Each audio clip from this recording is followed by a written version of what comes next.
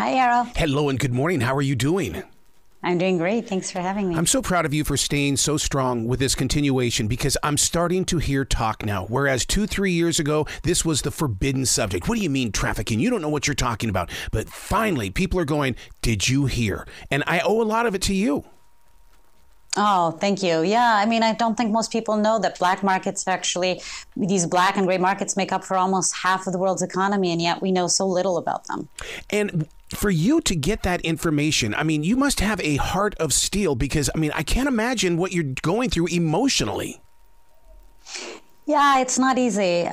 It takes a toll for sure. But at the end of the day, I think the people tend to think that I have a very sort of negative view of the world because I spend so much time in the underworld and the darkest corners. But actually, one of the things that has helped me tremendously is that find humanity in everyone, even the people that you think are the worst of the worst, the criminals, the traffickers, that there is a way that we can connect. And there is a way in many cases to understand that the reason they do what they do is because of the lack of opportunities. It's about the inequality that exists in this world. And I think that's sometimes hard, but it also gives you more hope and a better view of the world and more optimism. So you're saying that there is room for forgiveness here then? Absolutely. I mean, if you know that there's so many of the kids, I remember one of the first stories we did for Trafficked was about these cocaine smugglers. Yep. And we were interviewing 15, 16, 17-year-olds who come from very poor backgrounds. And one of them wanted to be a dentist and had to go to university to become a dentist. It was his life dream, but he couldn't afford it. So in order to be able to save money, and his family couldn't afford it, to save money, he was doing this very dangerous route of carrying very heavy drugs, cocaine on his back, where he'd seen friends of his being killed from robbers and people trying to steal their merchandise. And he wasn't doing it because he was born one day and decided he wanted to be a criminal. He was doing it because he was trying to become, to work in the legal economy and have a chance to actually work in a legal economy, a legal way. Man, see, and I see so much of that unraveling here in our own country because all they want to do is survive. That's all we want to do. And what's it going to take to survive? Well, you may have to break some rules. Okay, survival. Yeah, I mean, that's the story for so many immigrants all around the world, right? That's many times you don't have an opportunity to work legally, or you can't. It's very hard to find a job, and sometimes that's your sort of stepping stone to get up and finally find yourself and find a footing. Of course, we don't condone illegal acts. We don't condone crime, and this show is not about condoning. It's about showing people what it's like in the underworld. But at the end of the day, if you don't understand people's motivations, we're truly never going to get to the core of the issue and to understanding why this happens. How do you gain access to the trust required to get to these players, to learn more about the business? Because they're not just going to sit around and play some sort of card game saying, hey, I got a story for you today.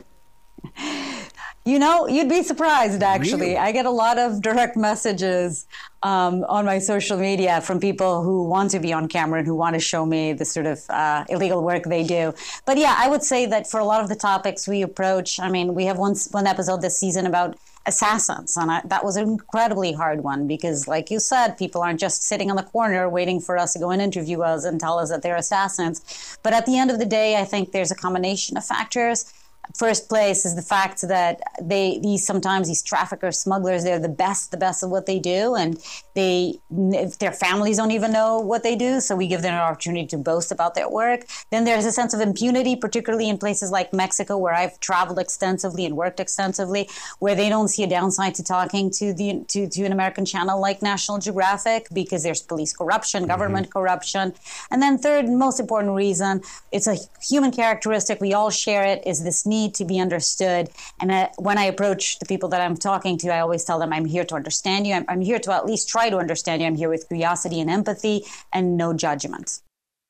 When you talk about the assassins, one of the things that really still kind of shocks and surprises me are the people that hire the people to kill somebody. Yeah. And they don't realize they're talking to an FBI agent or somebody in the law. Yeah.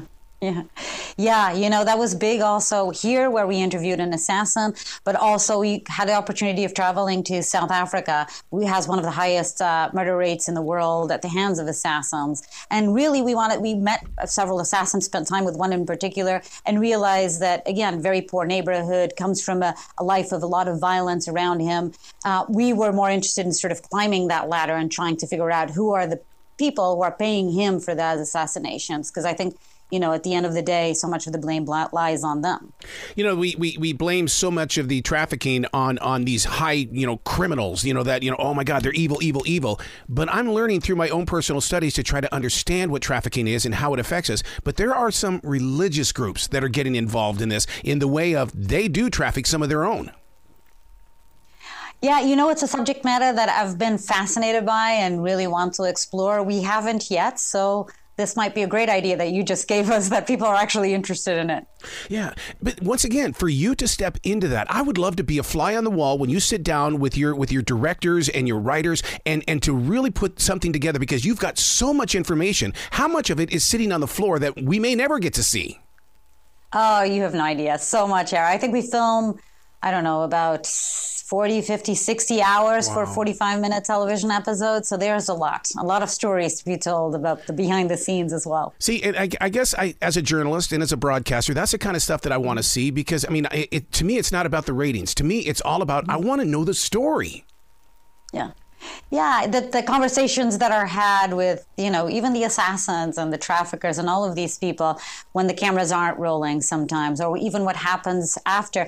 I've gotten to situations where before I started filming somebody, they told me basically they threatened us, and they told us, look, I don't care if you say you're a journalist. If I find out you're Fed, or if I find out you're like undercover law enforcement, you guys are all dead. And they show us their weapon. It happened on one of the first interviews we did with one of the assassins in Los Angeles.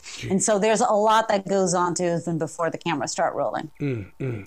How do you sleep at night? Again, I do think I'm able to connect with people and see the humanity and see that there is a way to reach these people, and to understand that if we do give them an opportunity, and if we don't have broken immigration systems, broken healthcare, if our societies and our governments work as they should, these black markets wouldn't exist. With you being so up close and personal with every one of these people, one of the most difficult things would have to be that, Kate, because they don't want to know that you're working with the Fed, but they want to study where you've been. They want to learn what you've learned. How do you keep it to yourself or keep it close to your chest? You mean law enforcement? Yeah. That they want to know. Yeah, it's interesting. A lot of people ask us that. There's a very, very healthy separation in this country between the press and law enforcement, which I'm very happy about. Also, I believe it's not that the law enforcement doesn't know this is happening. When we film drugs being transported across the border, it's not as if they're not fully aware that this is happening. And our jobs as journalists is to seek the truth and to shine a light into these issues, and hope that law enforcement and our governments around the world watch our show. Have people come to you to learn more about how it is that you do what you do? In other words, you're such a great leader and a great teacher. All the time. Everything from young journalists that are inspired to do journalism because they watch the show, which makes me so happy, because I do think we need more investigative journalists in the world. But also sometimes we have law enforcement that reaches out to us, not because they want to know our sources, because we would never reveal our sources ever, but because they want to do training and they want to find out what sort of knowledge I have in my years of reporting on, for example, drug trafficking.